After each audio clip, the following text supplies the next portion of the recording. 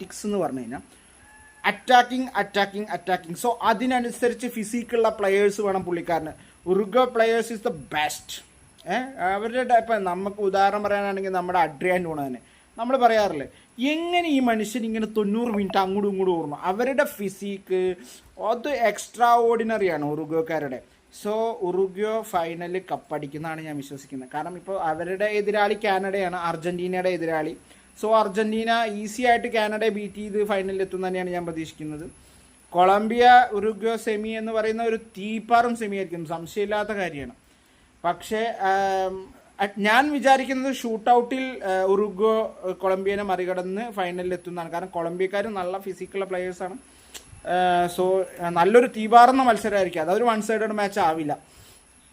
so എന്നിട്ട് ഉറുഗ്വ ഈ പറയുന്ന പോലെ ഒരു 1-0 അർജന്റീനയെ ഫൈനൽ ബീറ്റ്